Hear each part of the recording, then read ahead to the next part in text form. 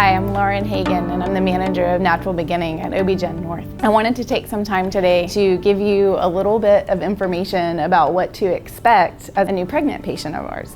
It's good to eat plenty of protein in your diet and to keep carbohydrates to a minimum. Focus at each meal or snack on there being some protein involved, and just try to limit known refined sugars. So cookies, cake, ice cream, that kind of thing. Keep that to a minimum. Sugar can make you more likely to be diabetic if you eat large amounts of it during pregnancy. Iron is another important part of your diet when you're pregnant.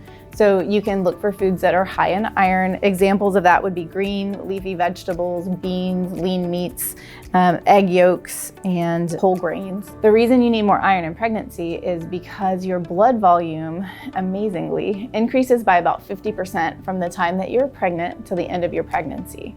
So your body also needs a lot of fluid, which we'll talk more about in a minute. All of that extra blood that is made increases in volume, but the oxygen carrying capacity of your blood increases as well, but just not quite as much as the blood volume increases. So that causes a sort of anemia that's pretty normal in pregnancy, and we watch for it to be actually quite low, but most women will be just slightly lower than they were before they were pregnant. Because of that, it's important to get iron in your diet. Don't take an iron supplement unless your provider recommends it based on blood work. Sometimes those can cause stomach issues, and we just don't want you to have that unless you really need the iron supplement. So focus on iron in your diet. If you have a cast iron skillet, it's good to cook your meals, no matter what they are, in the skillet, and the iron will get into your food a little bit, and that's actually good for you and a good way to get that mineral in your diet. So prenatal vitamin will also have iron in it usually, so taking a prenatal vitamin is also a good part of your nutrition, and that's good to have, especially when you're not quite sure if you're getting what you need out of your diet or if that's a challenge. Please take a prenatal vitamin that has folic acid in it. Even if it's not a prenatal vitamin, just a regular vitamin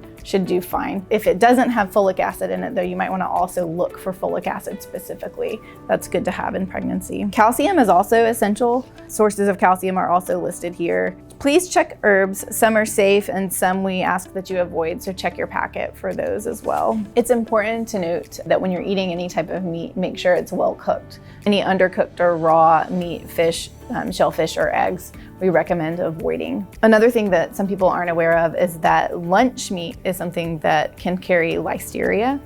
So we recommend, if you're pregnant, to either avoid lunch meats or heat them all the way through evenly. If you do warm it in a microwave, that can be patchy, so make sure that it's warmed all the way. Important to avoid would be any ibuprofen or Motrin. I don't want you to take that while you're pregnant, but it is okay to take Tylenol or acetaminophen. Those are the same thing. There is a list of safe over-the-counter remedies and medications. You can take a look at those. If you're wondering if something is safe and you see it on this list, it's okay to take it. You don't have to call us. If you are unsure or nervous, then please do still call us. If you're taking any one of those medications for more than a couple of days and you're not feeling better, then please give us a call at that time so we can advise you from what to do from that point. Your hydration status is really important when you're pregnant, and a lot of women can not be aware that they are slightly dehydrated. They feel fine, they're drinking as much water as they usually do, but the demands for fluid on your body when you're pregnant are quite high. Part of that is that your body increases that blood volume that I was talking about before, and also your body's making amniotic fluid for your baby. So it's important that you replace that on top of what you normally used to drink. So we recommend aiming for somewhere between 60 and 100 ounces of water a day, probably more on the side of 100. So aim for that. It also depends on your metabolism and your size, so somewhere in there. One good sign of hydration is the color of your urine. So if your urine is clear, that's a sign that you're well hydrated. If it's yellow or dark, then that's a sign that you need more water. Clear, constant, and copious. You should have clear urine. You should be urinating several times a day and lots of urine. The other important thing to think about now is getting regular exercise. So if you have been exercising, please continue to do so. And that's true of almost any form of exercise that you might be participating in. So the only things that we recommend you not do are water skiing and horseback riding for the most part. Even things like martial arts or kickboxing or weightlifting are all okay to continue if you were doing these things prior to becoming pregnant. It is important to know that your joints may become a little bit more flexible later in pregnancy, and so you might be a little bit more wobbly. So if you need to modify or slow down, then please do so, but keep exercising. We know that women who exercise in their pregnancy have shorter labors. So if that's not motivation to exercise, I don't know what would be. Please continue to do that. If you haven't been exercising prior to pregnancy, now is the greatest time to start. So you can do just regular walking 3 to 5 times a week, or even every day. There's no reason not to. And another really great exercise for pregnancy is swimming, because it feels comfortable to be weightless in the water. So swimming, walking, yoga, bike riding, anything that gets your heart rate up just a little bit. We want it to be a comfortable level for you to carry on conversation. So if you feel comfortable exercising, it's a good rate of exercise for you. If you start to feel lightheaded or like it's hard to breathe, then that's your body telling you you're pushing too hard. So a good rule of thumb in pregnancy is that your body is going to tell you what's right. So just listen. If you feel like it's too much, then it is. Please continue good dental care through your pregnancy. That includes seeing your dentist on a regular basis. They may ask for a clearance from your OBGYN, and we can easily send that in. Don't stop going just because they asked you for the clearance. We'll just send that in. The reason it's important for you to continue good dental care is because your gums can be more likely to get an infection when you're pregnant. We want to make sure that that's being checked on through your pregnancy. It's recommended to go every 6 months to your dentist.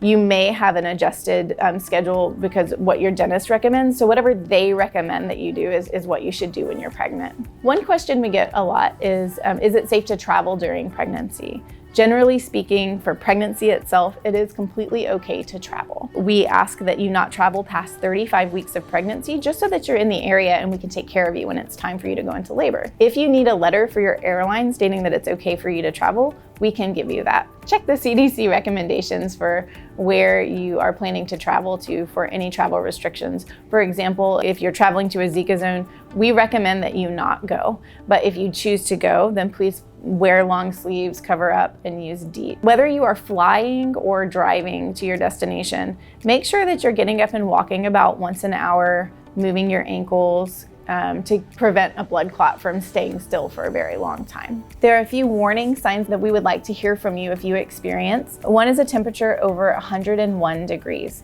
This usually is a sign of dehydration, so start drinking water to see if you can bring your temperature down. But if that doesn't work, then please give us a call. If you have vomiting or diarrhea that lasts for longer than 24 hours, the biggest concern there is dehydration. Experience fainting or near fainting. And if you're leaking amniotic fluid or having contractions, it is normal towards the end of your pregnancy to start feeling contractions. But if they become very regular and you have more than 4 or 6 in an hour, we want to just make sure you're not going into preterm labor. If you have vaginal bleeding, sometimes that can be a normal thing to happen in pregnancy, and sometimes it's a warning sign of something we need to check into, but let us help you decide. Some important signs to watch out for later on in your pregnancy are signs of preeclampsia. Preeclampsia is a condition that some women can develop during pregnancy that can eventually become life-threatening to mom and baby. So we screen for it very carefully. It includes high blood pressure, protein in your urine. Those signs include headache that you cannot make better with Tylenol, rest, or hydration, or blurry vision, any sort of visual disturbance. So blurry vision, tunnel vision, spots in your vision, seeing lights or flashers. And then the other sign of preeclampsia to be aware of is sudden severe swelling in your face, hands, or feet. By the time you're about 28 weeks, you should start to notice a pattern in your baby's movements. So you should be able to kind of predict their active time of day and have an idea of how much and how your baby moves around. If you start to feel like there is a change in that pattern, pay attention to the number of movements that you feel. It's normal for the quality of your baby's movements to change as they grow because they run out of room. So earlier in pregnancy, the motions might feel stronger or bigger, but as your baby runs out of room, the motions are smaller, and that's okay. But we want to pay attention to the number of movements you feel. If you do notice that your baby's movements have decreased in frequency, count them and let us know if your baby's moving less than 10 times in a 1-hour period.